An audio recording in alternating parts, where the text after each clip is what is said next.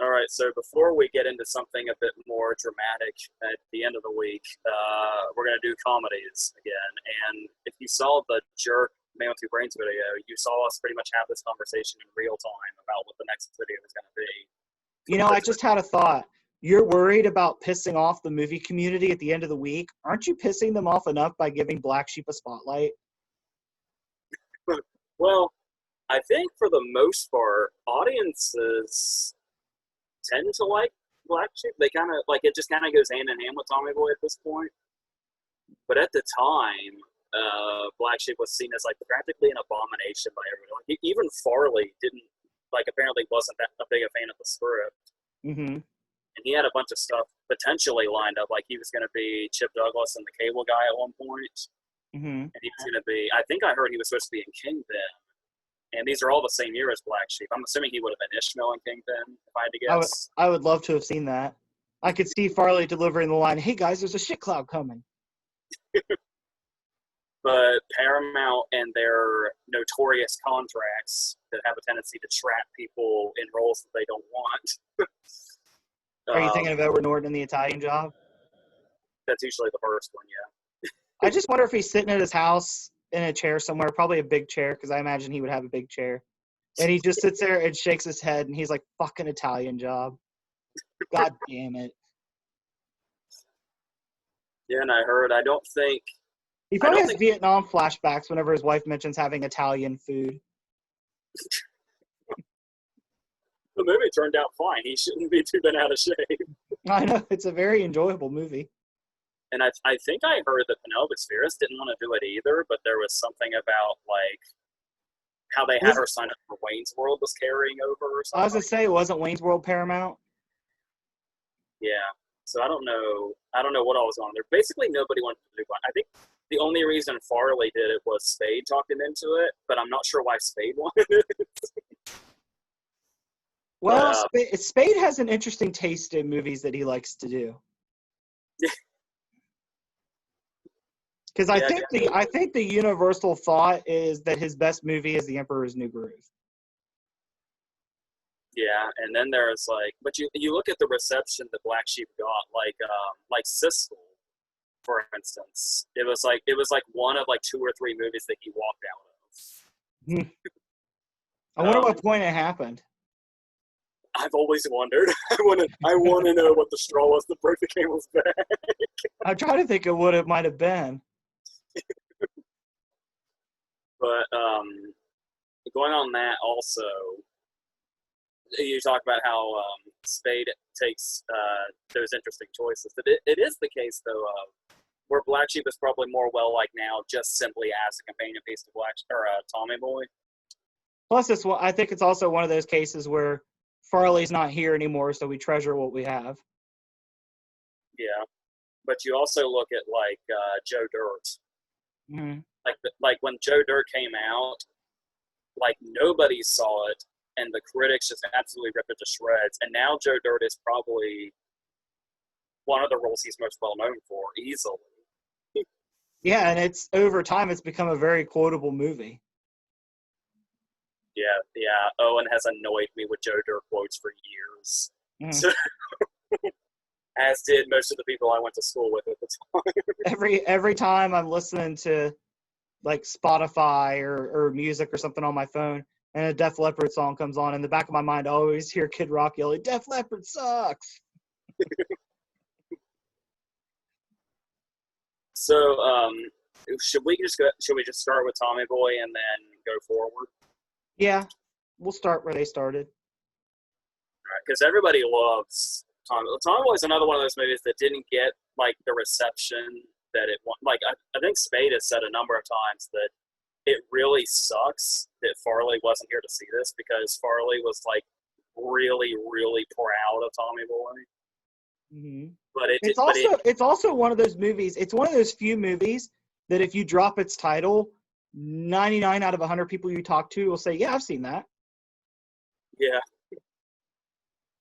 And there was even that moment where while they were promoting A Quiet Place, Krasinski and Blonde were doing a random questions thing for an interview. Uh-huh. And one of them was, what were your favorite movies that you grew up with? And one of Krasinski's was Tommy Boy. That's funny. And the thing about that was, what bums Spade out so much about that is, with Farley being so proud of Tommy Boy, is that it was after he died that it really got to the reputation that it's at now. So does that make Farley like Da Vinci, where people loved his work after he died? Yeah, because like you look at, because we say IMDb isn't much of an indicator because there's a lot of people doing whatever the hell with those ratings. Mm-hmm. But if something's got a 7 or in that area, that's usually pretty bad. Like it's a pretty good bet that the movie is at least pretty good if it at least has a 7 on IMDb because it's balanced enough. Yeah. And I think last time I checked, Tommy Boy had a 7.1. And for a movie like this, that's high. Yeah. So that in itself kind of shows you where its reputation's kind of at now, that it's seen as a legitimately good movie rather than just being like good for what it is. Going back to what you were talking about earlier, now I want John Krasinski to run a contest, like where he did his good news thing on Zoom. I want John Krasinski to run a contest where if you win, you and John Krasinski watch Tommy Boy on Zoom together. I would partake in that. But what's really interesting... Speaking of John Krasinski, I'm currently on my 4th rewatch of The Office. Oh, of course you are. Everybody rewatches The Office. Well, in the words of McConaughey and Wolf of Wall Street, those are rookie numbers. I need to pump them up. I was actually going to mention McConaughey in a second in reference to Tommy Boy, but we'll get there. Okay, I'm curious where that's going. It's interesting. But the first thing that of note to me about Tommy Boy is that the beginning has always been interesting to me. In what way? Where we see him as a kid and then it transitions to him in college. Yeah. Was for the longest time, I only knew Tommy Boy through it being on movie channels. Yeah. And we watched it and watched it and watched it and watched it until we knew every word of it. Mm-hmm. And Dad's a guilty party in this as well. Whenever we weren't turning it on, he was. So, and the thing is because of that, because movie channels just play, for the longest time, like it was a weirdly long time, I had never seen that first couple of minutes. Like I think him and Richard at the airport is where I had started it for the longest time and was the farthest back I had seen. So you hadn't seen his excitement over his D+. Yeah. And that's when you know you have somebody that doesn't appreciate what they have. Like Tommy Callahan is thrilled with a D+, and in a nightmare scenario for Ralphie Parker is a C+. Bet you didn't think that was going to get connected. But the thing is there's some really funny stuff in this opening. Yeah. Mainly him running to school. Like, I love what's interesting is in, like, the span of 30 seconds, there is a setup to a joke and then a payoff that takes place years later. Mm-hmm. Like him running through the bushes as a kid, and then when he goes through as an adult, runs into a fence. Mm-hmm. I also love the unfortunate dude that's there on the same path as him that has to scream and duck out of the way because he's running in his direction. And then, did you notice that once Tommy's gone, you see the guy get back on the sidewalk and looks around to see if anybody noticed? Oh man, if you missed that little portion of the movie, then for the longest time, you didn't have the setup for the Herbie Hancock joke. Yeah. Yeah, because there's also him, like the very end of that, like right before we cut to the airport, is him falling through the table, which was more or less his signature move, was it? No. Yeah. Like it's like particularly the Matt Foley sketch. He eventually goes to the table. A fun fact: do you know who wrote the Matt Foley sketch? No. Bob Odenkirk. Oh, okay. Yes, Saul Goodman wrote the Matt Foley sketch. He's been on my Amazon list for years, but I have a collection of bobbleheads. As you know, I have about 100 of them. And one time online, I found a Matt Foley bobblehead, but the person that was selling it wanted like $60 for it. I forgot I have something appropriate if you want to keep talking for a second. Okay. We don't usually leave the conversation to me. Usually I'm looking something up and you keep it going. I got a gift not that long ago, Mm-hmm. and it was something I had no idea existed. Uh-huh. Because I don't even collect that many of these. I have like a couple. Mm-hmm. This specifically, it's him doing Fat Guy in a Little Coat. Yeah. The thing is called. I love the hairstyle. Oh, and there's a regular Tommy and Richard, apparently. Oh, nice. You'll have to complete the set. I love how it looks official because it actually has the Callahan logo on it. I wish they would do since they have regular Tommy and Tommy in a little coat, they should do Richard and Bald Richard. And just have like the plastic hair dangling off the back. Get on it, Funko. Yeah, we actually had a full discussion, not that completely unrelated to talking about it in video form. We just had a full discussion on why it's so funny, that scene where it's revealed that Richard's bald, apparently. It comes out of nowhere.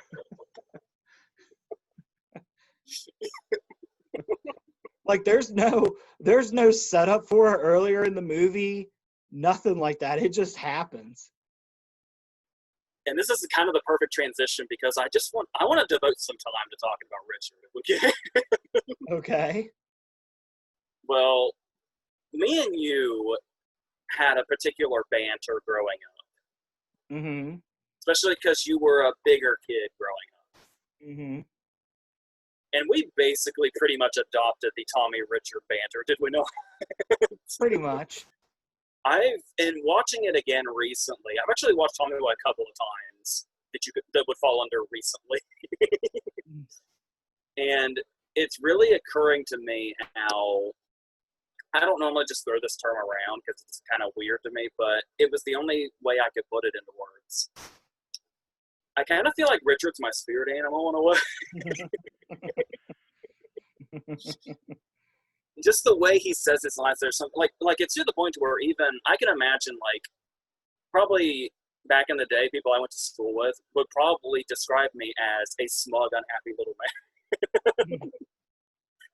But like, there's just people who treats people like they were idiots. Let's not forget that part because you identify with that part too.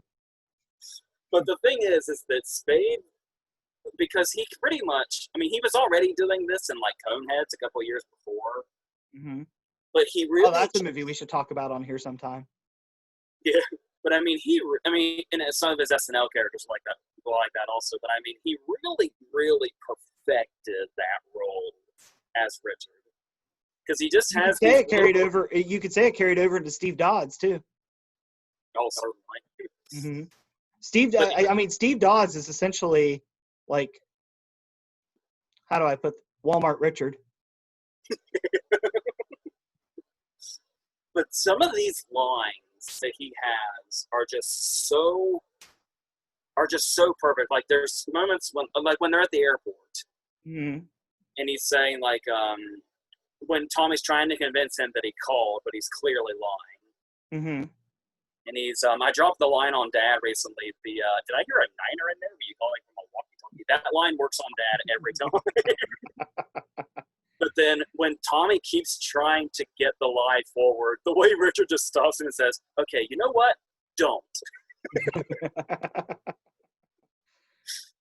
And there's so many Richard lines that I just use, obviously it's in the way of him insulting Tommy, but I also just use this line when I don't hear somebody right away. Mm-hmm. It's the moment when he says, they're talking about the thick candy shell, and Richard's like, saying, your brain has a thick candy shell. And Tommy's trying to make a comeback that's just not working out. And he's just like, are you talking? I use are you talking probably daily. I remember growing up, you mentioned how I was a bigger child. I remember I would get things unhealthy and you would drop the line, I can hear you getting fatter. My, I think my favorite one of all, that one's really good.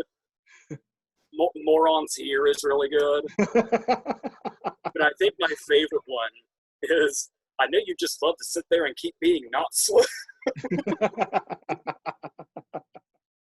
And the fact that that line just coasts into whatever he's saying. They're almost like, the lines are almost camouflaged by the dialogue around him because he just slips them in so slickly. And his delivery is spot on. And that's the thing, too, is this character would be so unlikable because he's just so cruel to Tommy all the time. There's another thing you're forgetting. I love how smoothly he goes through his flight attendant speech while dropping little nuggets of insult.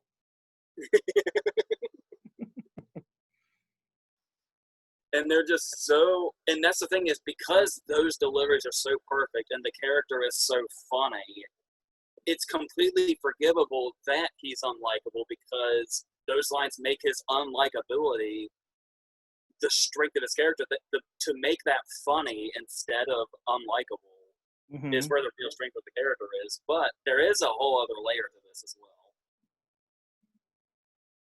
about why Richard is the way that he is. Because obviously it plays up like he's just a smug douchebag, and that's the end of it. Mm-hmm. But I'm assuming surely you've noticed in all these years a certain character trait or character traits that also kind of justify the way that he is. Where are you going with that? Are you talking about his line where he says he has no friends? There's that. There's the fact that he's always looked up to Big Tom and saw him as a father figure. Mm-hmm. You can see. I think that's another way. Richard's my spirit animal a little bit because I'm trying to get into the movie industry. Mm-hmm. And certain things about that can be really annoying, like, for instance, rampant nepotism. Mm-hmm. You can see Richard's really not a fan of nepotism when it comes to Callahan. Like the whole thing where he's obviously, like, genuinely really close to Big Tom or sees him that way. But it's also the case of, I should definitely have a better job right now in this business. And Tommy gets it just for existing. Mm-hmm. And like just those little things that you throw in there that are still true to Richard's character, like, oh, sure, you have your own office. Why not? You've been here 10 minutes. And it's like, Which but is that funny also, because what's funny is, and the other side of it is, Tommy never asked for it. They asked Tommy's plans in high school, and he's like, I'll probably just go back to working on the loading dock. yeah, doesn't he pretty much even say working on the loading dock is just a placeholder until he figures out what he's doing? Yeah. Because that's another big strength to this movie is Tommy is Tommy not basically the personification? You went to college, so you have a better idea of this, but is Tommy's whole character basically not the personification of that post-college fear of once you get past that and you have what you're supposedly supposed to have, you could still get totally lost in life? Yeah. And how there's like, because it's like, oh, here's, I'll just go to the loading dock and that'll be what I'll do. And that'll be like, I have something to do. I have like a ground to stand on. And then when Big Tom dies, he's just lost. There's nothing he has the capacity to not do. There's nothing he has the capacity to really do after that. And you kind of get a genuine sense of his fear where it's like, and because that's also a driving factor in, because obviously he wants to, save the town and all that with the whole idea of going out and selling the brake pads. But there's also that case of it's coming from a fear that he needs a purpose. Yeah. And that's puts a lot behind his character as you go through the movie. Yeah. And good old Richard kind of calls him on it in one of their little spats where he says, I'm Big Tom's son. I'm allowed to be a moron. that whole exchange. And that's the thing, too, is you would think that's the beauty of what Farley and Spade was you would think you would get sick of that after a while, the fighting and all that. Mm-hmm. But, like, every new insult is hilarious. we were just talking about, look, mommy, the rhino's getting too close to the car. Like that's how you could have ended that scene without the physical fight and him like egging Richard on to get out of the car. Just that rhino line just kills me. It's like it's probably one of my favorite moments in the movie. And then Richard pretends the bruise doesn't exist. And also going on their banter, it's interesting how real life kind of bled into the movie. There's a great story that I heard about Fat Guy in a Little Coat. Okay. Do you know its origin? No. Because it existed pre-movie. Oh, okay. Apparently what happened was when they were writing at SNL, and they were trying to come up with sketches, pretty much just to make Spade laugh, he would use Spade's coat to do Fat Guy in a Little Coat. Mm-hmm. And that was just his joke. And then apparently it became a running gag to where Farley would say, oh, I've got an idea. I've got a big one. You're going to love this one. And it would just be Fat Guy in a Little Coat again. And that would be a recurring thing was, oh, wait, I've got an idea. And it would just be Fat Guy in a Little Coat again. It's like that whole repetition of Charlie Day has a great story about when he was making Fist Fight with Tracy Morgan. Mm-hmm. And the first day they worked together, you know, Tracy Morgan has that gut that he tends to use in his comedy. Yeah. And apparently the first day of shooting, he went up to Charlie and he was like, hey, Charlie, you know what this is? A mating call. And Charlie was like, huh, that's funny. And then later on in the day, hey, Charlie, you know what this is? And he's like, a mating call? Yep. And then he said, by the end of the day, that happened 40 times. And he said, by the 20th time, you just want him to go away. By the 40th time, you hear, hey, Charlie, you know what this is? It's the funniest thing you've ever heard in your life. It's like, I imagine that's what Fat Guy in a Little Coat was to them. And then it turned out that they just had this scene in the movie, and they're like, we'll just put that in there. And now it's like one of the most famous scenes in comedy history. Yeah. Is that this? Yeah, it's the same scene where Richard is vacuuming moths, isn't it? I think so. It's right after. Because Richard's like really been out of shape that whole night, and that's how he tries to lighten him up. It's like he basically uses the way he probably did in real life. And so there's also, what do you think about when the movie actually has serious moments and how it pulls those off?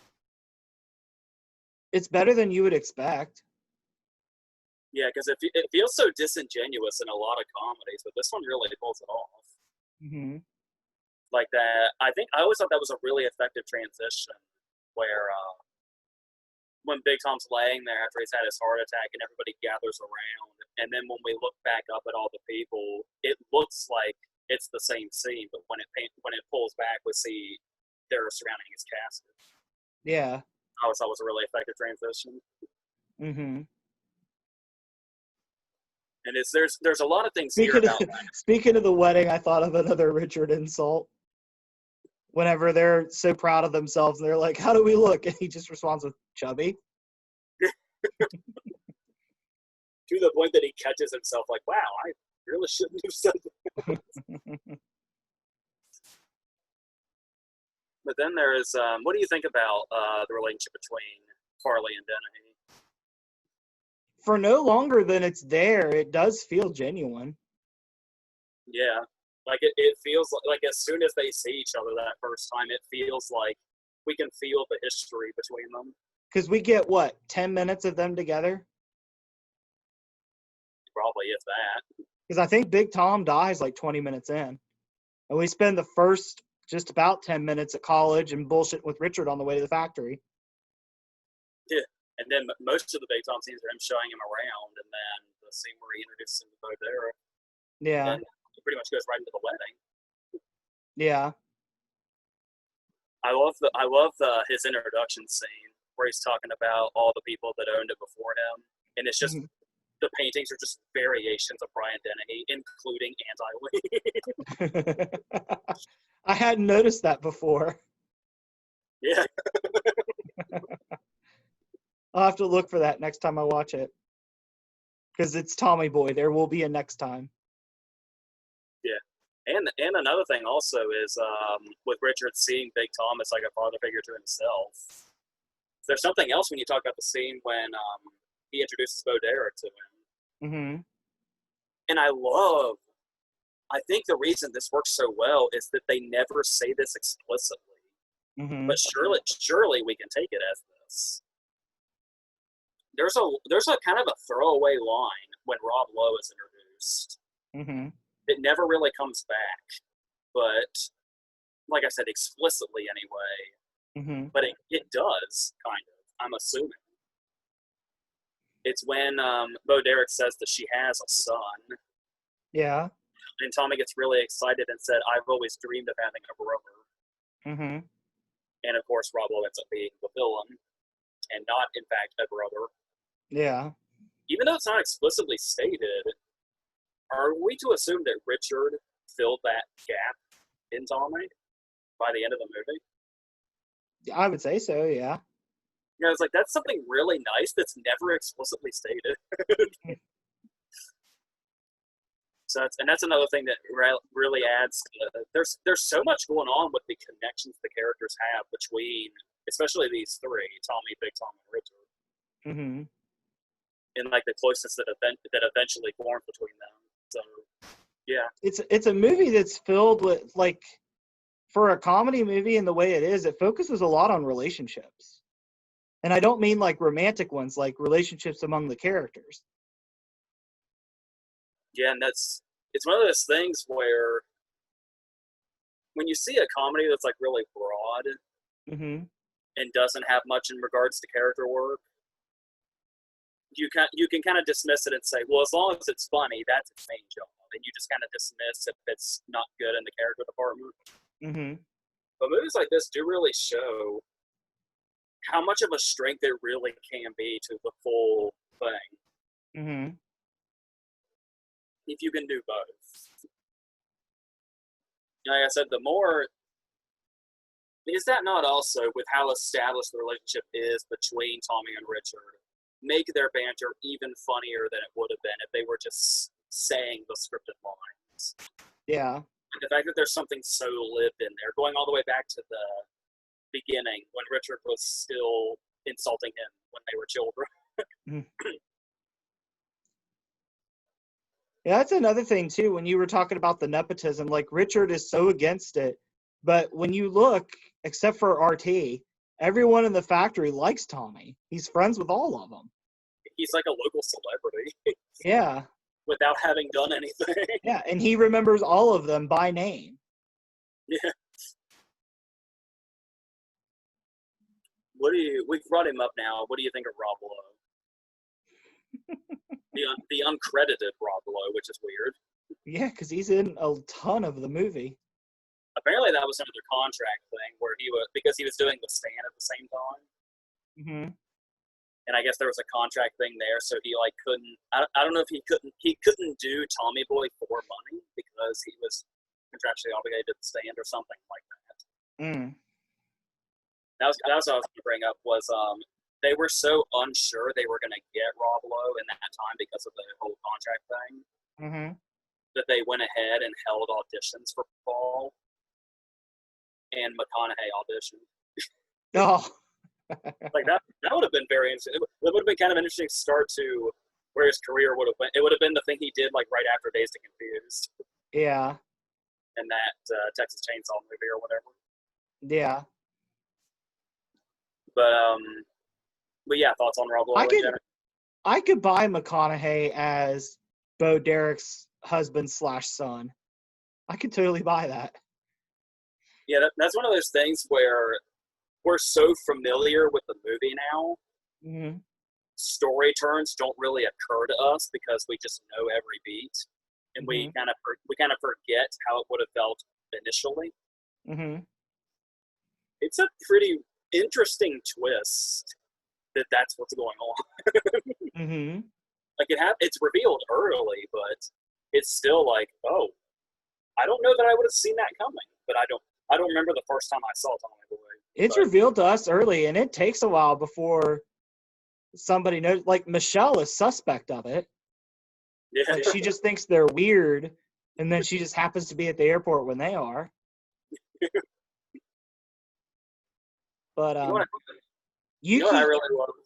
Go What were you ahead. about to- Mine's a new topic, so you go ahead. I think the thing I love most about the character of Paul and Rob Lowe's performance Mm-hmm. is that his introduction scene when he gets off the bus Mm-hmm. says everything about his character. There's the kid from Billy Madison, I believe, in the window of the bus, Mm-hmm. making faces at him, and he punches the kid in the face through the window, and then throws that trash he has into a baby stroller that's going by, and then he walks away. It's funny that you said that scene says everything you need to know because he does not say a word in that scene. That's exactly where I was taking that. Not one word from him, and that's everything we need to know about him. And then it's funny because at that point you don't realize that where the twist is going. You just assume he's an asshole. Yeah. You assume correctly, but there's a whole other layer there to unpack. Yeah, and including the scene where they hang out. Mm-hmm. Like you don't necessarily suspect there's something shady about him, just that he's a douchebag. Mm-hmm. And you might think, if you're watching for the first time, that by the end they'll like each other, and that's what they're setting up. Yeah. But then when that reveal happens, it's like, oh, this is going in a totally different direction. That's like you were bringing up the brother thing. After they have that hangout scene, they don't have a scene together again outside of the wedding until the end in Zelensky's boardroom. Where does he spend the majority of his movie? Not with his brother that he always dreamed about, or was it? It's the end of Onward all over again. Speaking of which, you keep asking me what I think about characters. Tell me what you think about Dan Aykroyd. Okay, I caught some before we go into the character. There's something about Zelensky that I have there's one thing I have so many questions. Is it his billboard? Nope, but that's right. And I love that they keep foreshadowing him throughout the movie when they pass by his billboard without saying anything about it. Yeah. There is something I never caught until one of my more recent viewings. Mm-hmm. And it was only because I had the subtitles on, because I have all the fans on. I can barely hear. Mm-hmm. When we cut to the hotel they're staying at, right before they see the commercial, there is audio from the TV over the exterior shot of the hotel before we go into the room and see the Zelensky commercial. Mm-hmm. Did you catch what's being said there? No. We will return to Zelensky Family Theater. Oh, yes. Yeah. Please let us speculate on what Zelensky Family Theater is. I wonder if it's like where like TGIF used to be with like Boy Meets World and Sabrina the Teen. I wonder if it's something like that. Like he just sponsors the shows. Yeah. That could be. Yeah. Were you wanting like a puppet show? Like Puppet Zelensky? But I just caught me off guard. I was like, look at that. Does he have a sitcom or something? Or is he doing like a masterpiece theater thing? But yeah, that makes more sense. He just like sponsors the lineup. And they just I like to think like it's just Zelensky commercials that play in between. Yeah. It's kind of like how when you watch Turner Classic Movies and the only commercials in between are just for the channel. Yeah, and it's like, why do you need to advertise it? I'm already stocked here. Yeah, so it's like it's just all Zelensky commercial. But at least Zelensky has like merchandise to peddle. Yeah. Well, Turner Classic Movies has all kinds of stuff. They got their cruise. They've got those box sets that I have. They have a cruise? Something like that, and they just have like festivals on the cruise or something. Man, you would love that if you weren't afraid of cruises. Yeah, especially these days. Oh, the cruise industry is probably pretty dead at this point. But And then you've basically just got scenes throughout the whole movie that are just like I talked about the Fat Guy in the Little Coat scene being one of the most famous scenes in comedy movie history. Not just the movie itself. There's a ton of those in this movie. You never went into Zelensky as a character. You only asked about the family theater. That was a really big question I had. That was all you wanted to get out of that conversation, was you wanted an answer there. I love that he's able to basically do the dual personality thing, where there's he seems like a nice guy, versus what Richard suspects. Richard pulling out mimicry, one of your favorite forms. And yes, it cannot be, underplayed that Richard was right about, do you really think he's what he is on TV? And then the way he plays that sort of like, oh, he's just a business guy and doesn't really see, he just kind of sees that, and that's all he really sees. I do think it's interesting that his downfall is alluded to, but to get to Zelensky's downfall, Bo Derek gets no repercussions. Yeah. Like, everything falls on Paul, and then she just sort of walks with him, and it's like, oh, now we know Zelensky's fate. Yeah, and Tommy and Richard kind of exchange a glance like, oh, there's her next target. How ironic. I wonder if this was done on purpose. I doubt it. But whenever we first see the Zelensky commercial and Tommy brings up that he has weird hair, Richard just kind of brushes off that comment. I wonder if it's because of his own hair situation. I never considered that. Did you also notice, too, like whenever – because Zelensky has, like, a public persona. Like, did you notice whenever Tommy went to go interview him in front of the news channel, because he knew he was going to be in front of people, he undoes his top button and loosens his tie a little bit to appear more relaxed? Yeah. He does it so subtly. And then there's the whole thing where it's like you can see that difference where when they're in the elevator and he's just kind of there and stoic, and then when Tommy says who he is, he gives like that sort of like mandatory condolence and then goes right into insulting. Yeah. I don't know why I found this funny this time when I watched it, because I hadn't really before. But whenever Rob Lowe runs out of the room and Farley yells, "Get him," and takes off running, have you noticed what Zelensky does? I'm not sure. What is it?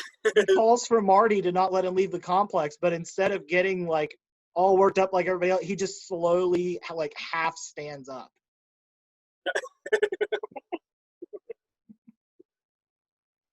It always makes you wonder, has this happened before? I don't know. All that excitement made him hungry.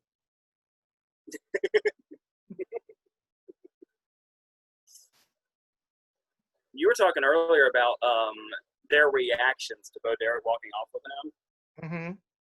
There are a few golden reaction shots in this. Wait, before we leave Zelensky, have you also noticed, I don't know if this is done on purpose or not, but do you notice that Tommy speaks typically very slowly, and Zelensky is just a mile a minute, like just cranks out words? Like you said, in the elevator, he is stoic. After they leave the elevator, I think until Richard's hair blows back, he doesn't stop talking. Yeah. Even when he's going through what they're gonna do with Paul after the fact, and then going right into like hitting on Bo Derek, and then dealing with everything with Tommy, it's all happening at once. Yeah. But it's also the perfect way to show how he got to be as successful as he is. That he's in one sentence, we go from he's not going to sell me the company to, hey, send over some champagne because I'm going to fuck this woman later. All in one sentence. Oh, something I forgot to mention was when I was talking about how there's so many scenes in this that are in like comedy history at this point. Mm-hmm. The song Maniac Mm-hmm. is very, very, very famous because of Flashdance. Mm-hmm. And this scene, the scene it's used in Tommy Boy, is just Farley making a Flashdance reference. Mm-hmm. But when you bring up that song, how many people are going to think of Tommy Boy first? Probably quite a few. I would say a majority. Would that be out of line? It probably depends who you ask. But that in itself, when you can take a reference, like it's one thing to just make a movie reference. So many lazy movies do it. Mm-hmm. You're just like, oh, is that just supposed to be funny because they're referencing it and I recognize it? Mm-hmm. But when they can take a reference and make it almost more identifiable to their movie than the original movie, then you've done something. Is there another example you can think of with that? It's not a comedy, but the first example that comes to mind is in the opening scene of Who's Afraid of Virginia Woolf. Mm-hmm. There's a whole sequence of Elizabeth Taylor trying to remember a line from a Betty Davis movie. Mm-hmm. And it's a real Betty Davis movie. But it was Elizabeth Taylor saying that line, doing an impression of Betty Davis. That is how that line is remembered. It's like most people don't even know the movie is Beyond the Forest because she never identifies the movie in Virginia Woolf. Who would have thought Who's Afraid of Virginia Woolf and Tommy Boy had something in common? Yeah, I was like, you asked me for an example. I was like, well, this is gonna be weird, but You were getting ready, before I cut you off, you were getting ready to talk about reaction shots. yeah, there's a few that come to mind, but one in particular is one that I didn't get the joke for a long time until I saw Tommy's reaction. Okay. Which was the scene when they're on the plane and Richard goes into the bathroom and changes in like a split second. Mm-hmm.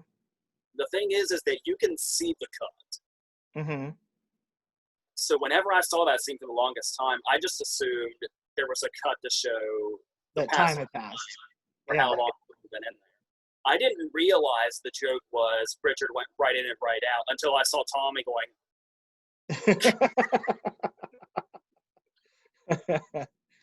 I was like, oh, we're supposed to assume there was no cut there. There's also some funny, like, not just reaction shots, but reactions in general to things that are going on. I'm thinking of the security guards at the bank.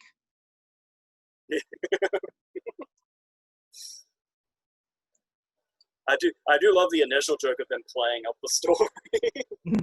Like apparently there's a hammer involved somehow. Yeah.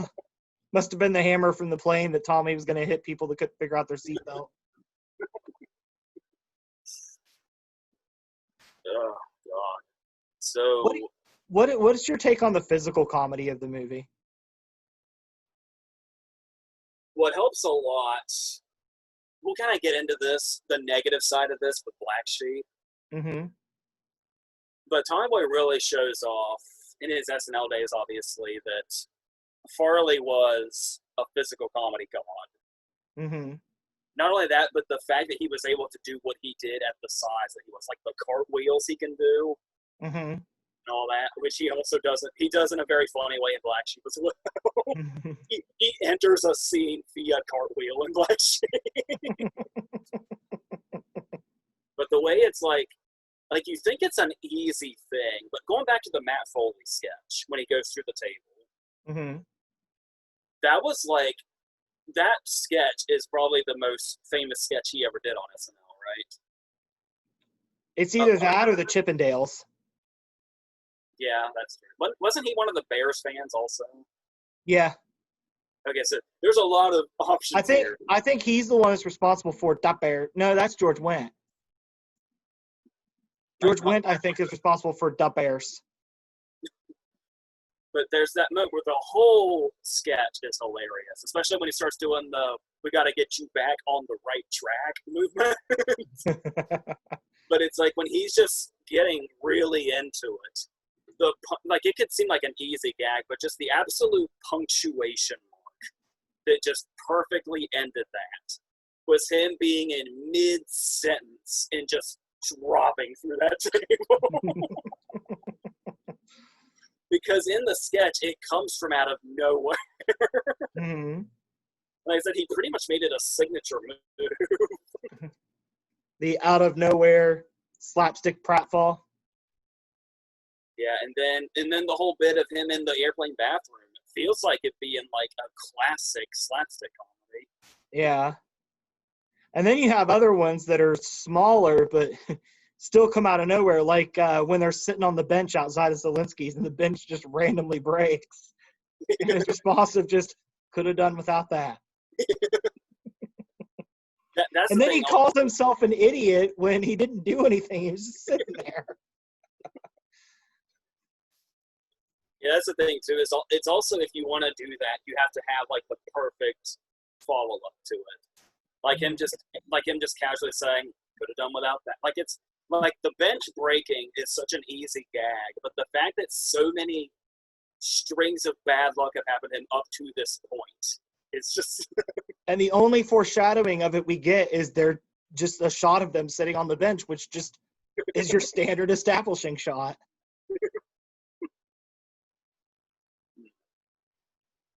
So did we? Is that just about everything? What do you think of, for a movie like this, what do you think of the story itself? Yeah, that's like what we were talking about, where it's like, it's because obviously there's the setup of it's a road trip movie because they have to go to these certain points and sell just enough breakbacks in order to do that, which is fine in itself. But what's behind it, story wise, also is what gives it strength. And like I said, it's almost underrated in how much that can help a comedy along, rather than just simply focusing on laughs. Because when it gets to the point to where Paul has fucked everything up with the computers, it's not just some conflict because the movie needs conflict. We genuinely feel bad for Tommy for having done all of that, because we saw from the beginning where he was lost. Mm-hmm. And did this because he needed a purpose and needed to help the town and the company and all of that.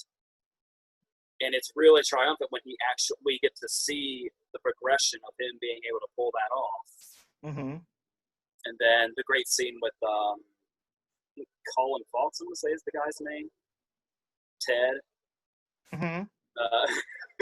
We have that great scene. And then we get to see we get to see the progression of him, like, get the wings from Helen, and then the scene with Ted. And then we've actually seen him, like, he doesn't become great overnight. We just kind of progress into it. Mm-hmm. And then it's like an actual genuine conflict that it just gets all fucked over.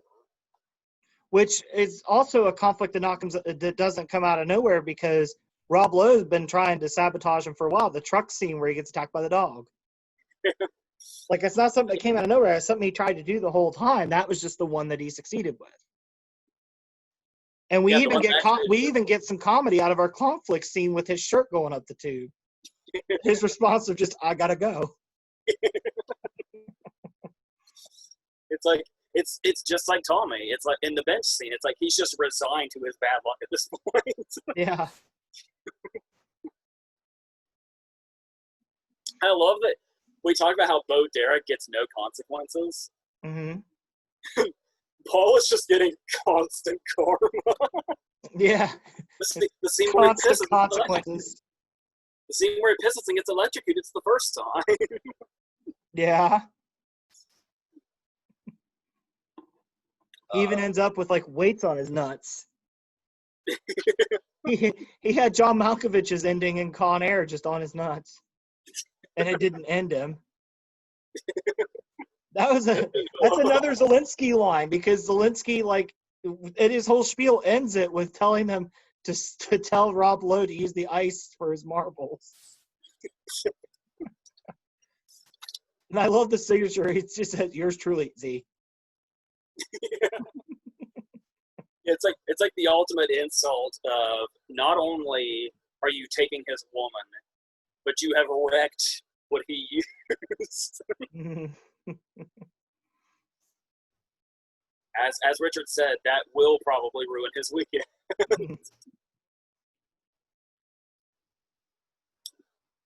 So is that the extent of Tommy Boy? I think we've exhausted it out. Yeah. All right. Do we go on to Black Sheep? Yeah.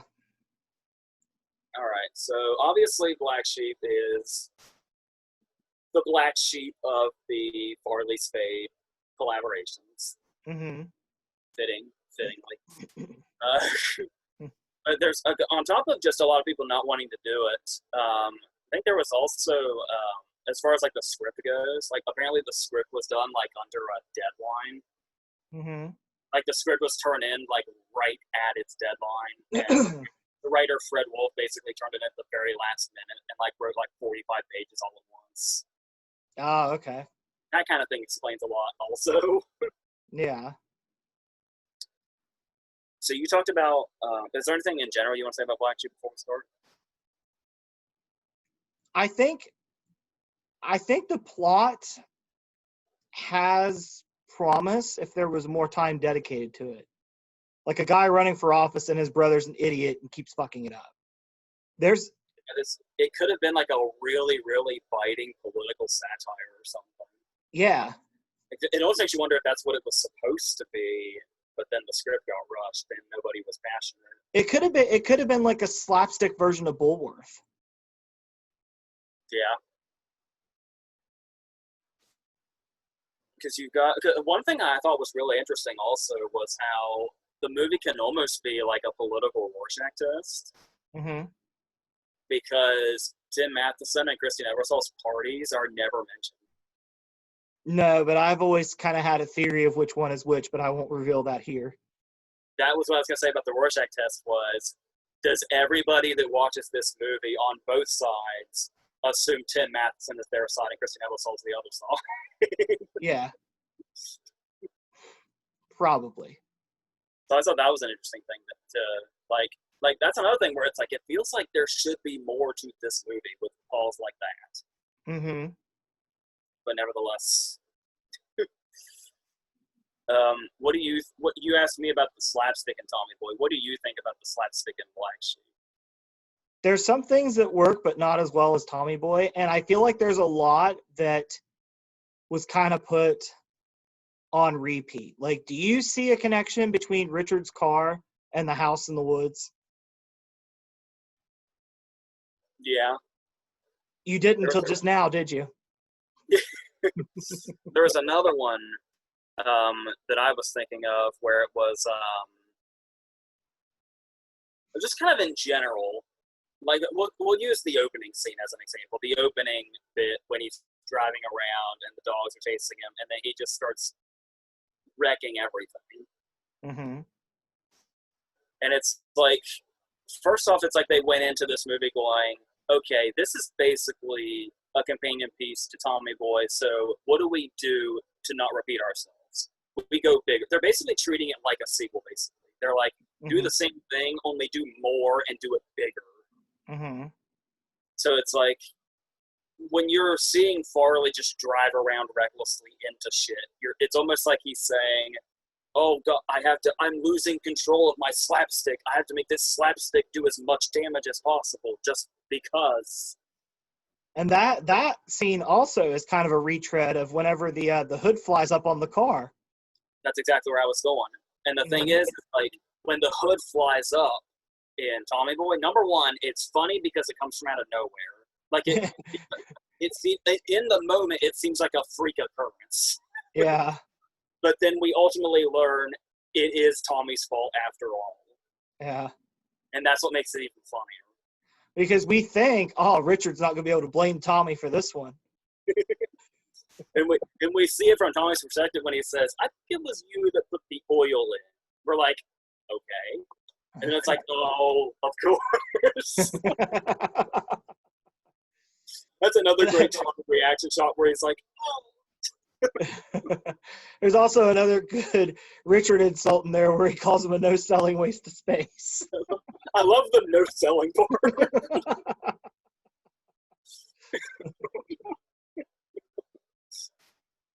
and that's the thing is it's funny in Tommy Boy because it seems like a freak occurrence out of their control. Mm-hmm. And then we learn it ultimately was his fault from something that we didn't see. Mm-hmm. And it eventually got to that point. With Black Sheep, it just feels like he's just driving around recklessly for the sake of slapstick. And there's a lot of that in Black Sheep where things are done for the sake of the joke they want to go for. Mm-hmm. And it's like I guess you could say the same thing with the car, although it's a little more panic-inducing because they're on a highway. But I guess the cars that Chris Farley drives aren't equipped with brakes. Yeah. But the thing is we were talking about logic in comedy and whether it's necessary or not. We were talking about the jerk. Mm-hmm. And we came to the conclusion that no, you don't necessarily have to have logic backing up comedy if the bit is funny enough by itself. Yeah. But it depends on the bit. Mm-hmm. Because you can do the random stuff that we see in The Jerk, and it's just funny as a standalone. Without necessarily needing a step-by-step moment to get to that point. But there are a lot of scenes in Black Sheep where you can argue the logic not being there kills the gag. Mm-hmm. One that immediately comes to mind is when Richard's walking around in the woods and the car pulls up. The car of Opie's pulls up with Chris Owen. Mm-hmm. And they spray him with fire extinguisher and all that. And they play the Deliverance theme. They do all that. But the thing about this joke is when he is, did I call him Richard at some point? Probably. When Steve is walking through the woods and the car of Opie's pulls up and he's walking by, he's already past the road. Mm-hmm. And he says, something tells me I just want this car to keep on driving. Why did he stop and turn around? He was already past the road. Why didn't he keep walking? Mm-hmm. And from that point on, this gag has no foundation. Mm-hmm. It's just there. And the only reason Steve doesn't keep walking is so he can get sprayed with a fire extinguisher for the next bits that follow it. Mm-hmm. And it's like at that point, you need the logic. Don't you think? Yeah. And there are some moments that are just kind of standalone, well, not standalone, but it seems like they're trying to do more than what happened in Tom. Like take the jokes from Tommy Boy, but make them bigger and make them more. Mm-hmm. And there's some portions where it doesn't work, then it might work, but then it ultimately doesn't. I know it's a really roundabout way. The scene I'm talking about is when he's on the phone at the rec center. Mm-hmm.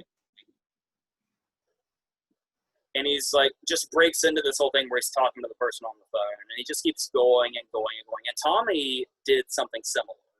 Mm-hmm. Tommy would just get off on tirades and need to be stopped. Mm-hmm. We didn't even bring up the model cars scene. Yeah. It's one of the legendary scenes of the movie. And the hair. And in comedy history. Mm-hmm. I believe the hair is on the DVD cover. I think so. Mm-hmm. But they do this with Mike in Black Sheep. Wait. The one thing also I do love with the hair is we get a reaction shot, but we don't see the reaction. We just find out later that apparently that guy called Tommy a psycho. Yeah, but we didn't see him snap at him. And the great thing about that scene is Tommy was given the perfect opening to stand up, what's the word? Show up. To show up Richard. And that's what happened. But this scene I'm talking about in the rec center, when Tommy has these moments where he goes on tirades and he can't get stopped, and that's what makes it funny. Mm-hmm. Because moments like that happen with the hair. But here, there's cuts to show that he goes on and on and on and on and on. Mm-hmm. You're like, okay, well, this just isn't working as much, and what he's saying isn't as funny. He's just going on and on. And then there's a great payoff to this where he just stops and goes, "Are you crying?" But where I think they ruined it was the reveal that he's talking to a child. He's like, "Oh, could you put your mommy on the phone or something?" That joke, that would have been the perfect ending to that joke if they just stopped at, "Are you crying?" Yeah. Because it would have been funnier if he made an adult cry by just continuously talking. I agree with that. So they almost had it, but yeah. You could say that for a couple of jokes in the movie that they almost had it. Yeah. We talked about a strength of Tommy being his likability, Mm-hmm. us being able to understand his conflicts and where he's coming from on a personal level. Yeah. What do you think of them trying to make Mike relatable? Not relatable, but likable. I mean, he seems like a nice enough guy. It's just he's just your typical screw up. They try to give him the same relationship with Tim Matheson that they gave him with Brian Dennehy. And while his chemistry with Tim Matheson is fine, it's nowhere near what it was with Dennehy. Yeah, and which is interesting given that they have, I don't know, do they? I was trying to think about that because I feel like they don't have that many scenes together. No, because most of the scenes are just a couple minutes. Yeah. I would say he probably spends about as much time with Matheson as he did with Dennehy, except Dennehy's came all at once and Matheson's is over the course of the movie. Yeah. And we see Matheson, like, we get that end of second act conflict where Matheson is mad at him and tells him to stay out of the way. We never got that with Dennehy. He never got mad at Tommy. Yeah, Richard had to fill in that gap. Yeah. Because I think my problem was, on top of that, I feel like the whole rec center thing and him working with kids is kind of forced. Mm-hmm. Like it's where Tommy is, the way Tommy is just shown to us, we just like it. Yeah. And it feels like the whole rec center subplot is put in there to tell the audience that Mike is supposed to be likable for this reason. It doesn't come naturally.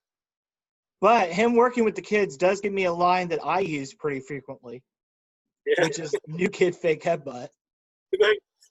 I think my favorite part about that scene is something I didn't always like notice or register. It's after new kid fake headbutt, and then he does the fake blood with the ketchup. Mm-hmm. He reveals the prank, and all the kids laugh together. And that other kid goes, "Let's go. This is weird."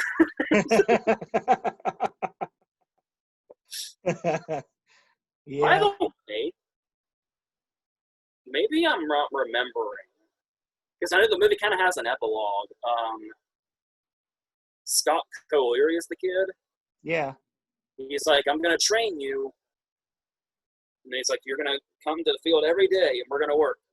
And we forget about that entirely. And then there's one shot of Scott like on the bleachers looking sad because Mike's out of town and can't get a hold of him. Mm-hmm. Does that come back? I can't He remember. Al autographs the ball for the kid. That's right. I was like, I couldn't remember right away if we had closure that or not, but I do. Because that's when Farley hits the grandma in the head with the football, and Tim Matheson just runs away. That's right. I totally forgot like the epilogue. And I was like, surely we came back to that at some point. Yeah, because the epilogue leads us to believe that Mike probably died. We leave him in Ethan Hunt mode. Yeah. That was Farley's audition for Rogue Nation. But yeah, should that plot not be more prominent than it is, or maybe just not there at all?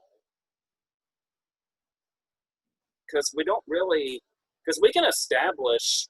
Well, the rec center catching fire is what sends them to the woods. So, I mean, it does kind of serve a purpose in that way. And that's what's used to get, like, the cops after Farley. Yeah, because firing him gave him a motive. Yeah. So, I mean, they do work it in. Yeah, I think my question was just, is the Scott thing really necessary? Like But maybe just have it stop at him like having fun with the kids and just leave it at that. yeah. Or you could have, the movie's not even an hour and a half.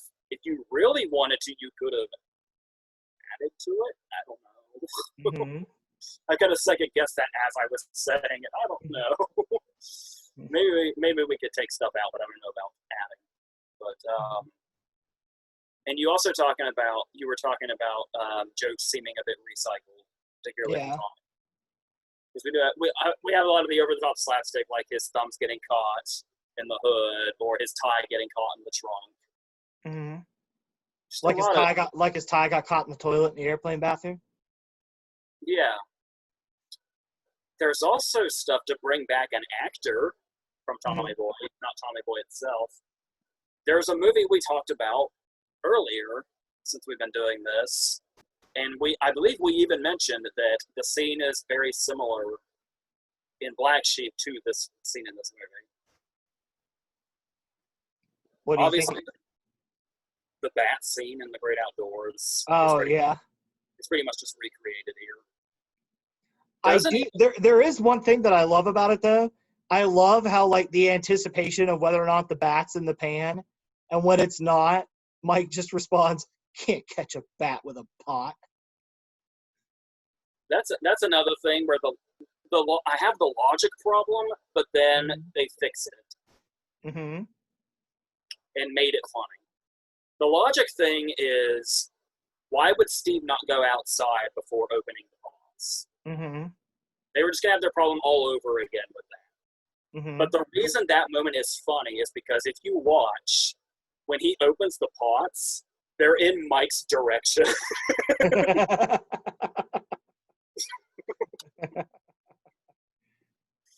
So it's like, I think I can forgive that if that's the joke they were going for. See, I think they also tried to make the relationship between Steve and Mike very similar to Richard and Tommy, but the difference is we're told that Richard and Tommy have known each other for years. Yeah. And yes, so it could be forgivable if the banter isn't as lived in, is what you're saying. yeah. Because Steve and Mike have just met each other. Yeah. There was something else I was thinking of about it. What was that? I was saying, yeah. I was encouraging you. About him getting fired from the rec center. Mm-hmm. We've got some genuine moments in Tommy Boy where we talked about, like, the funeral and Tommy feeling lost, and then the conflict after Paul fucks everything up. Mm-hmm. And it gets serious, and we can get that, and we feel for the character. Mm-hmm. I actually, talking about that, for some reason, I don't know why, I always like the shot of him, like, walking by the factory, like, by himself, and the sign is so big and he's so little. It's like he's got something, like, bigger than him right there. It's a very simple shot, but I always found it kind of effective. Yeah, it's so symbolic. Yeah. Some people are watching this and going, guys, Tommy Boy is not that deep. Tommy Boy's got a lot of fans. But would those fans call it deep? This I do not know. So, question. Mm-hmm. When Mike gets fired from the rec center and he puts on the bunny ears, Yeah. what are they going for? Comedy or sad? I don't know. The picture of him in the whole costume is hilarious, though. And I'd say that's an issue with you because my answer is the same as yours. No idea. Mm-hmm. I know he gets made fun of for it when he finds the guys outside. Yeah, that's what I was going to say. Like, when he's getting made fun of it, it's like, okay, maybe it's for comedy, but he is straight up crying for real when he puts them on. Yeah. And this is not the only time Mike cries for real in this movie. Mm-hmm. So it's like, this should be hitting, apparently. They're going for something real. Notice, I don't recall any tears being shed in Tommy. I do. When they're singing in the car to the radio. Or hold on, for non-comedic purposes, that's another thing too. Same thing with Maniac does anybody ever hear Superstar without thinking of Tommy I don't think so. Boy? I sometimes I'll think of the Frighteners because I really like that version of it, but still. But no, nothing for dramatic purposes. And there's opportunities. Yeah, it's a lot more warranted in Tommy Boy than it is here. yeah, especially I feel like he's on the verge of tears when he's talking to Michelle when they're in the boat. Yeah. But he resists, and that makes it all the more impactful. But then we combat that serious moment with the kids hurling insults. That's what's so great about Tommy Boy is that balance. Mm-hmm. It's always there. Yeah. Black Sheep has other issues. I will say there is something regarding Steve that we talked about with Paul Mm-hmm. in Tommy Boy. I do think it's interesting that Steve is relatively cruel to Mike. Mm-hmm. And he is, like what we talked about, Richard is working for Big Tom to hopefully get a great job, but also there is an underlying genuine connection there that he feels, like a familial connection that he feels to them. Yeah, and Steve Dodds is the same character, just missing that major piece. Yeah, he is only here for the job. His first scene, he straight up tells us he's in this for the job, and that's it. Yeah.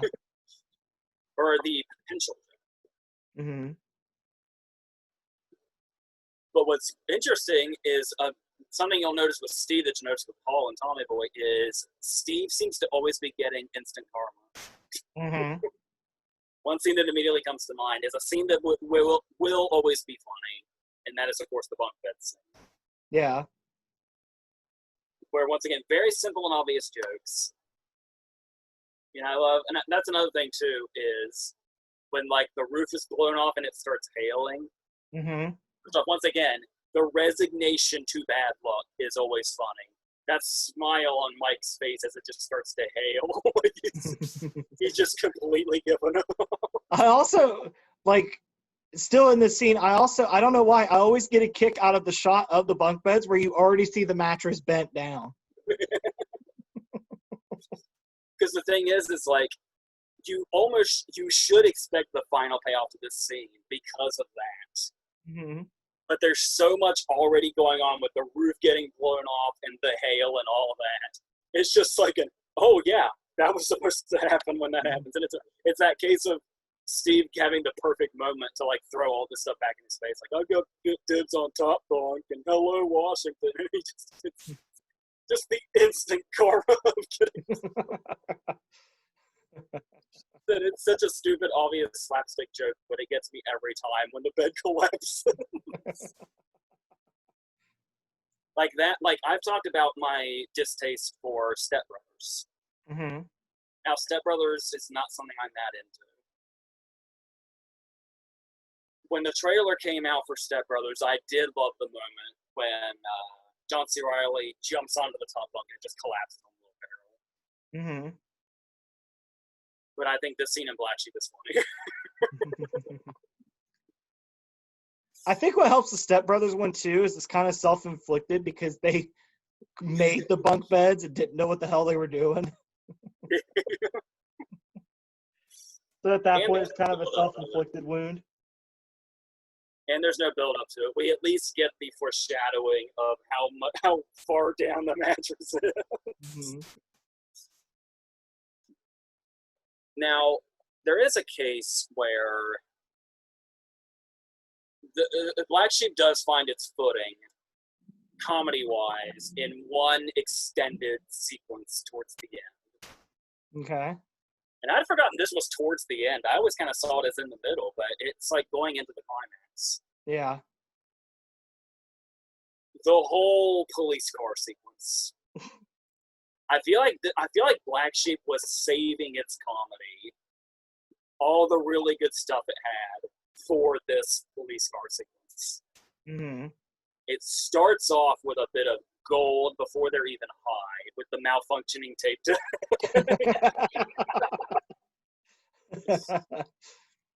Now, by the way, that of course, as the cop that they borrowed the car from, that's Mike's friend, is Oscar winner Grant Heslop, the frequent collaborator of George Clooney. Huh. He won his Oscar for co-producing Argo when it won Picture. Mm-hmm.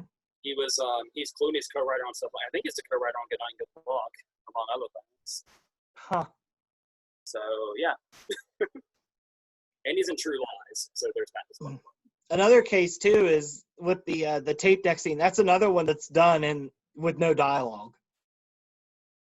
Yeah, and also another reason it's a great joke is them listening to music in the car seems like it would be a retread of Tommy Boy. Mm-hmm. But it's its own brand new joke. Yeah. Like, it's the opposite. The joke in Tommy Boy is that they're singing really passionately. In Black Sheep, they're not saying anything. They're just moving. Yeah, and the music keeps stopping. Yeah. And I love the contrast of their head banging, where, like, Farley's, like, really way into it, and Steve's just kind of... I love how Tommy stops. Or Tommy, damn it. When Mike stops, I think you did it. I think that's why I said that. Yeah. But when Mike stops and he just sits there, it smiles for a minute before he goes back into it. Like he's so content with what's going on. Yeah. And then we get into... This might sound hyperbolic, especially since I was just saying that Tommy Boy has so many iconic moments in comedy. This may be saying what I am about Black Sheep as a whole. There's something. This might be one of my favorite jokes in any comedy I have ever seen. When they are pulled over by the cop.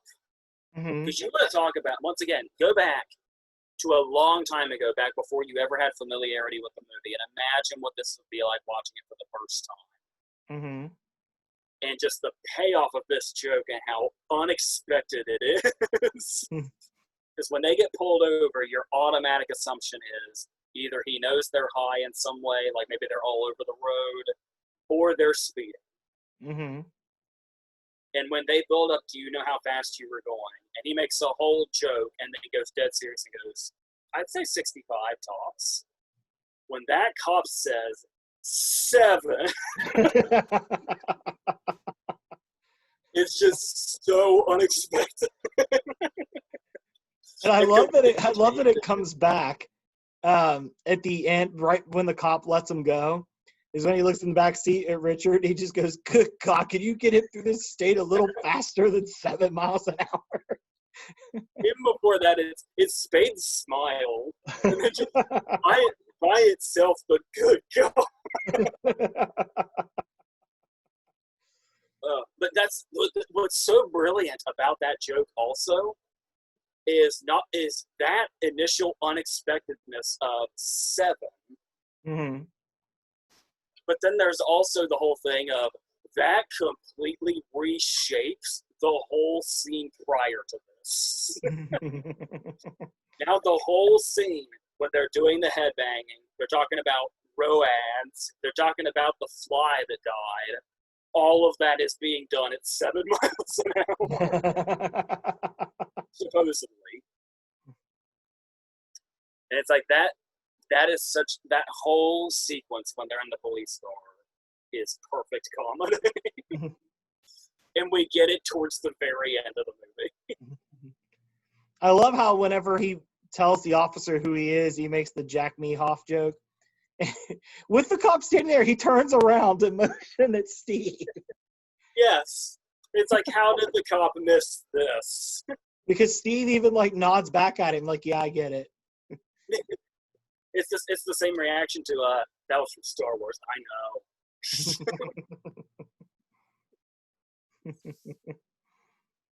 There's something bizarre in this movie. Gary Busey? Yeah. Not what I was about to say, but yes. No, it was in that direction, but what do you think of Gary Busey? I don't know what to think. I feel like his character is pretty useless. Mm-hmm. They use his TV, and he gets the crowd to pay attention to Mike at the end, Mm-hmm. which I feel like should have so many consequences for all of them, but doesn't. He's almost instant karma for Steve. It's like I feel like there's something fun. First off, good on them for letting Gary Busey himself just walk into this movie and be filmed without a script. Mm-hmm. But I didn't know that. I'm making a play on the fact. Oh, okay. Oh, I got you. Yeah. I got you. Gary Busey's insane is the joke. Okay, I got you. Sorry. So many things about movies, though. It wouldn't have shocked me if you were like, they didn't give Gary Busey a script. They just told him to act off everybody. But now that you mention it, would it have been much different if that were the case? No. There is something interesting, though, and I never noticed it until somebody pointed it out. Somebody pointed it out online with pictures, and everybody was like, wow, that's actually kind of creepy. I wish I had a visual to do this now, to make saying this more worthwhile, but when Tommy is at the event, the Kill Whitey... Tommy or Mike? When Mike is at the Kill Whitey event, which is what we're going to call that, I guess. When he walks into the room and runs into the guys getting stoned, mm-hmm. When he opens the door on the inside, like when it cuts to the door right before he opens it, yeah, there's a white piece of paper attached to that door with like a symbol on it, mm-hmm. like a weird symbol. Mm-hmm. You can see that same picture inside Savage's school bus. Really? Yeah. Huh. Is that weird? I think so. Like, what is that? I don't think anything in IMDb mentions it either. It's just there. Like, somebody online noticed it one day. Huh. I don't know. I'm not sure what you're talking about. Yeah, when you go back, it's on the door when he walks in and sees the guys getting stoned. And then when they're in Savage's school bus, it's like when they first get in and they're like, when he says, when Spade's saying, like, going through all of the serial killers that it's a combination of, mm-hmm. it's like on the left side of the wall. Huh. And it's like, that's weird. All right. So it's like there's potentially something weird and satanic going on within Black Sheep. Probably started by Bruce McGill. Yeah. How funny is it that D-Day is working against Otter in this movie? That's the thing too. We're talking about Christine Ebersol. We got Bruce McGill. We got the guy working with Matheson, mm-hmm. and potentially Gary Busey. Mm-hmm. How many antagonists does a movie like Black Sheep need? I don't know, but I do love how at the end Bruce McGill just sells Christine Ebersol down the river. Yeah. We talk about all the movies Black Sheep's copying. Something actually occurred to me that comes after Black Sheep, where I kind of wonder. It's like, that's pretty close. I don't remember him being quite at the douchebag levels, but on top of being left on the side of the road, is the douchebag that works for Tim Matheson pretty reminiscent of Dylan Baker and Head of State. Yeah, it's been a long time since I've seen Head of State, but I was thinking like last week, it's like I should rewatch Head of State. It's literally right within reaching distance on my shelf right now. But we'll probably end up tackling this also at some point. Probably. It'd be a good one with the one where he keeps imagining getting assassinated. We've been trying to think for a while what we could do with Bulwark. This is probably it, isn't it? Maybe. But to see political comedy played much better than it is in Black Sheep. Mm-hmm. But yeah, there's not really. Here's another thing also. Maybe I missed something. Mm-hmm. Maybe I missed the subtle nuances of the plot of Black Sheep. The whole storyline is Christian Ebersol trying to sabotage him, whether it be the very elaborate thing involving burning the rec center. Mm-hmm. There's filming him with the drunk dudes. There's him at the event, the Kill Whitey event. That one had nothing to do with Christine Ebersol, though. That was another self-destructive. That was self-inflicted. But they certainly relished in it. Yeah. If they were going to fix the votes anyway, was there any point to that sabotage?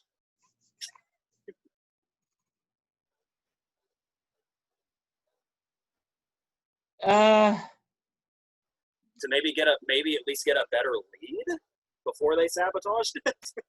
Or maybe less of a surprise when he loses. That could be. But then at the same time, there's the whole thing of Mike is able to put together and add up that the votes don't line up with how many people there are. Mm-hmm. That seems like a pretty susceptible to getting found out plan. Unless you have all that stuff that was working against Al, where you're just like, yeah, that stuff probably cost him. Probably didn't think anything of it. I mean, yeah, you would say that, but I mean, who really would have thought to investigate? Who's going to be upset enough that someone lost an election to go through the work that Mike did to do that? Plus, Mike had an idea because he was working canvassing for the campaign, so he had an idea how many people he was dealing with. Yeah. So I see your argument, but I can also see where you could justify it. Plus, the people that would be in charge of checking that out would have worked for Christine Ebersol anyway.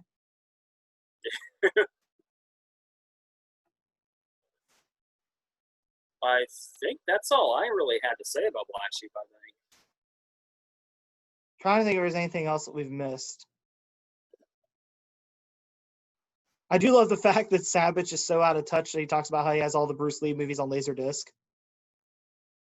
Yeah, no, I was trying to think. In 1996, would that have still been not that out of place? I think Laserdisc was more of like a late 80s thing. Yeah, I have no idea. Mm-hmm. 1996 was right before DVD was just around the corner. Yeah. And I think Blu-ray is like 2006 or something.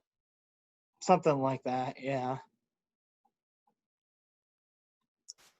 All right, so I think we're pretty much done with it. I mean, you can tell that it was a Tommy Boy cash-in. Yeah. It shows, but there's stuff in it that had it been given the time and attention that it needed, could have worked. Yeah, it does make you wonder, like, because I don't want to necessarily say the answer is yes necessarily. Oh, I thought of one other thing that's funny to me. When Farley slips and rolls down the hill, and like he tries to hang on to the little plant, and he just keeps rolling. I love that his response when he gets to the bottom of the hill is just to look up the hill and shout, "What the hell was that all about?" It's like he's speaking from the perspective of the critics. Yeah.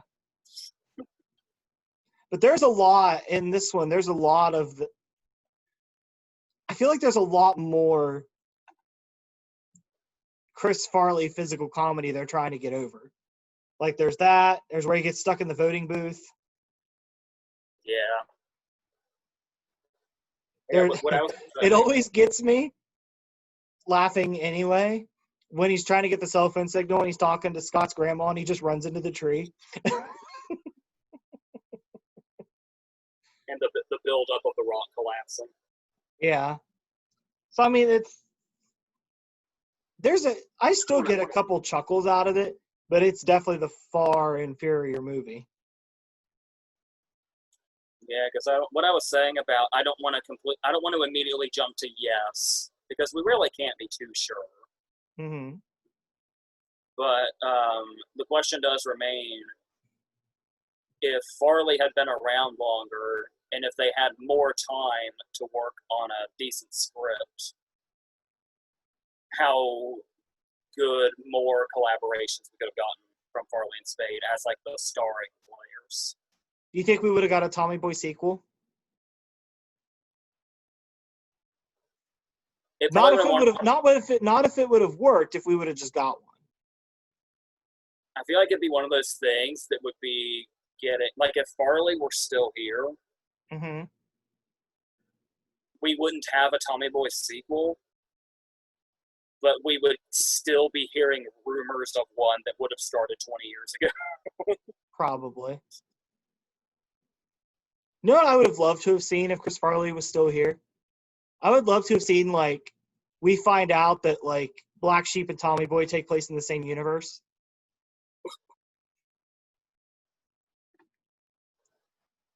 As does, like, Dirty Work.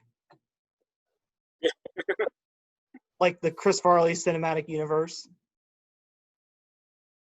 Like I said, a lot of people say that we find out Tommy's ancestor is his character in Almost Heroes. Of course. Yeah, I hear a lot of people say that if Farley were still around, he'd have Kevin James' career. I don't know. Do you think Farley would have had like a major dramatic role by this point? I'd like to think so. I wonder if he would have like his version of like for Sandler what Punch Drunk Love was. Yeah, or Uncut Gems. Yeah. And he was probably trying to head in that direction because his Shrek audio seems to be played pretty straight. Mm-hmm. There was the idea of if he had been Chip Douglas and the Cable Guy, he would have gotten the dark side. Yeah. I wonder if and then interestingly enough, it was not long after the Cable Guy that Jim Carrey started getting serious. Mm-hmm. So it's like if the Cable Guy, weirdly enough, would have been some sort of transition. That would have been what year did we lose Chris Farley? Was it 97? So I want to say 97. I wonder how many more Adam Sandler movies he would have done. Probably a lot of like when I was talking about with Kevin James, a lot of people say he would have been in Kevin James' place in the Grown Ups movies. Oh, probably. Probably so.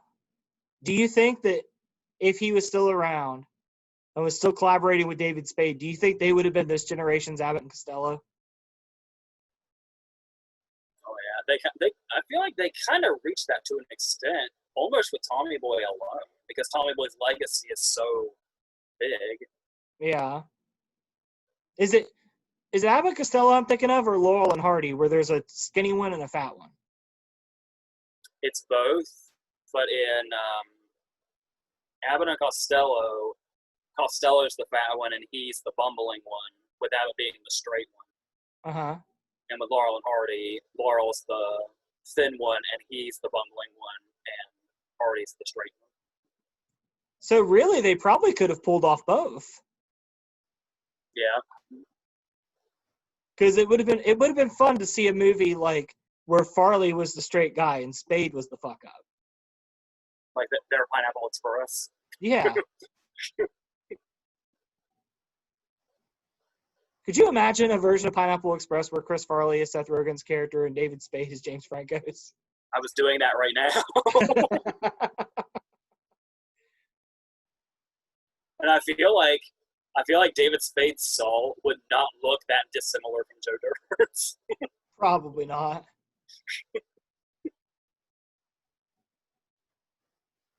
All right, does that wrap this up?